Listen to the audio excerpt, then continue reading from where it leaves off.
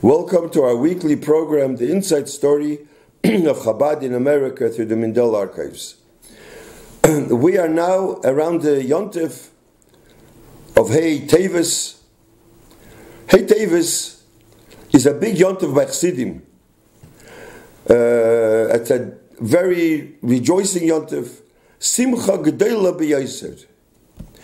Now, most of our listeners in this program know what happened, Hey Tevis, the entire story, because we already spoke about it last year, 2 years ago. The importance of Hey Tevis and why it's a personal yontif by the Rebbe. And I don't think I need to say over the story again. But I want to say, Yisrein ha'oir mitoich ha'choshech. An abundance of light from the dark. This is Hey Tevis. Before Hey Tevis, there was concealment of Chassidus. So Hey Tevis, the concealment was removed. All the years before, it was very painful for the Rebbe. The Rebbe had a lot of Agmas Nefesh, as we know the whole story of Hey Tevis. And Baruch Hashem, now we have a yontif, the yontif of Hey Tevis. It's a big yontif. Now, the truth is, it didn't have to come to this. But B'Hashgacha Proteus, by divine providence, the Eibishter wanted that it should be this way. The Rebbe had Agmas Nefesh. And Baruch Hashem, the Eibishter made that we should have now a yontif of Hey Tevis. But I want to just say something now. I don't know if too many people know this, but I will reveal this to you. The only one that knew this was Rabbi Label Groner, Olav Shalom Zano Geshet, because I spoke to him about it. He spoke to me about it. I remember Hey Tevis, the first Hey Tevis, I was there. In front of 770, it was Poshet Simcha G'dayla B'Yaiser. Even more than Simchas Torah. It was people came, thousands of people when they heard the news. And the Simcha was unbelievable. You know, they say, Misha Le'ra Simchas Beis HaSheiva Le'ra Simcha B'Yomav. Whoever didn't see the Simcha of Simcha Beis HaSheiva never saw a Simcha in his days.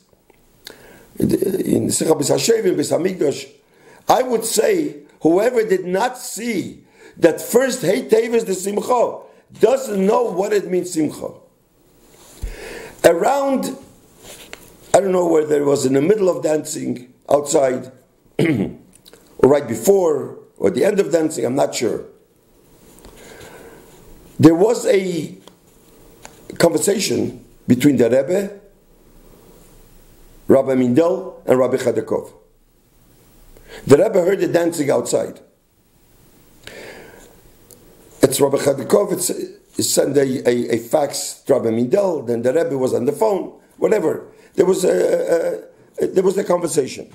One of the things that was mentioned in that conversation, while the dancing was going on, the pasuk, bin foil eivecha al tisbach.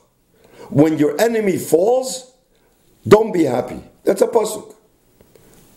There was other talk there, but this was a pasuk that was mentioned while they were talking. Now, let's go. People were dancing outside, and then it was time to daven mincha. It was time to daven mincha. The Rebbe was supposed to come out. It was around 3 o'clock, 15. So the whole Olam went downstairs to mincha. It was packed. It was full. You couldn't move. And the simcha was a big, big simcha, waiting for the Rebbe to come down. The Rebbe came down. The simcha was big simcha. Everybody was singing. And the Rebbe came down very serious. He didn't make with his hand. Usually when there is a rally with children, or even not a rally, when people sing, the Rebbe makes with his hand. Continue singing. Or sometimes the Rebbe, when he goes on top of by the stender where he sits, he turns around and makes with his hand.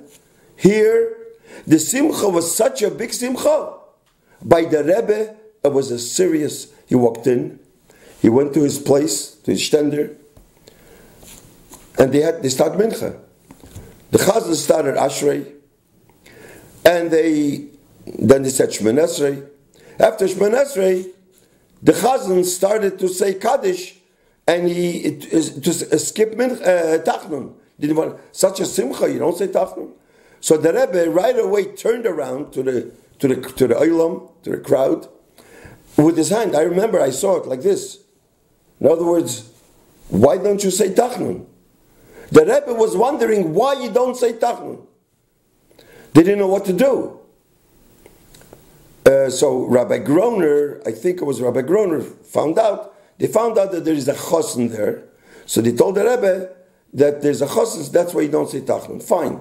So in other words, they did not say Tachnun, not because of Hey Tevis, but because there was a chosen. And the Rebbe then wanted to say Tachnun.